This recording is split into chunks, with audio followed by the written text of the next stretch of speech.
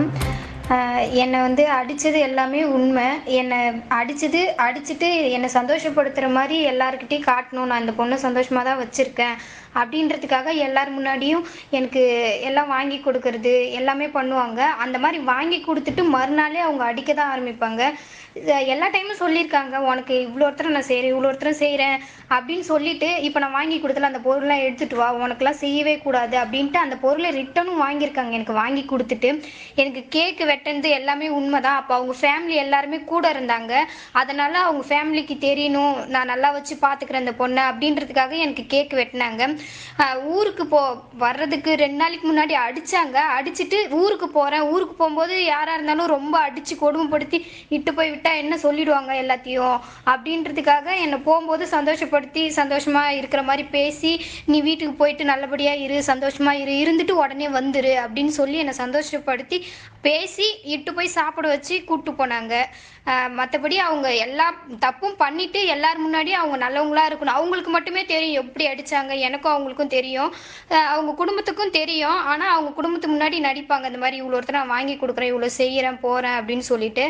அதெல்லாமே போய் அவங்க என்னை சந்தோஷமாக வச்சுருந்தது எதனாலனா, இந்த அடியெல்லாம் அடிக்கிறேன், இந்த கொடுமைப்படுத்துகிறேன், இதை மறைக்கிறதுக்காகவே அவங்க அந்த மாதிரி பண்ணது. என்ன இது வாங்கி கொடுத்துட்டு அக்கா உன்னை அடிக்கிறேன் அப்படின்றதுக்காக நீ கோவப்படாத, நீ எதுவும் கஷ்டப்படாத அப்படின்னு சொல்லிட்டு ஒவ்வொரு இது சொல்லி சொல்லி வாங்கி கொடுக்குறாங்க. அவங்க சொல்றது இவ்வளோ ஒருத்தரம் வாங்கி கொடுக்குறேன் அப்படின்னு சொல்லும்போது என்னை வீட்டுக்கு அனுப்பும்போது நம்பி என்னோட ட்ரெஸ் எல்லாம் கொடுத்து அனுப்பிச்சிருக்கலாம். ஆனால் அதெல்லாம் அவங்க கொடுத்து அனுப்பல, நீ மறுபடியும் வரணும் அப்படின்னு கட்டாயப்படுத்தி தான் என்னை அனுப்பிச்சி வச்சாங்க.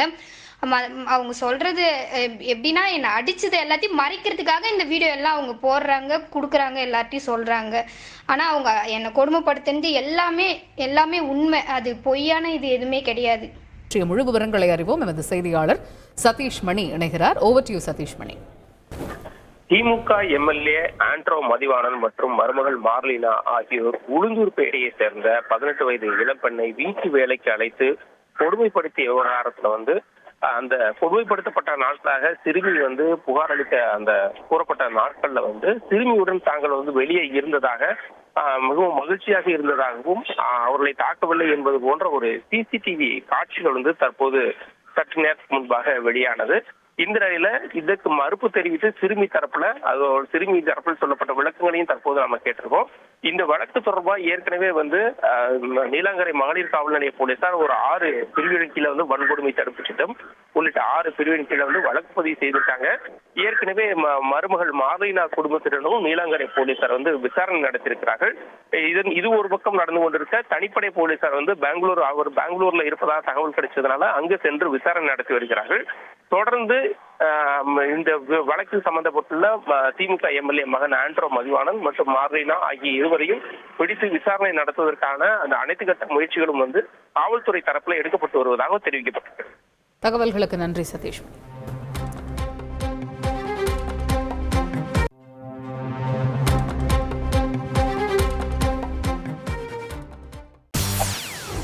செய்திகளை உடனுக்குடன் தெரிந்து கொள்ள உடனே சப்ஸ்கிரைப் பண்ணுங்க.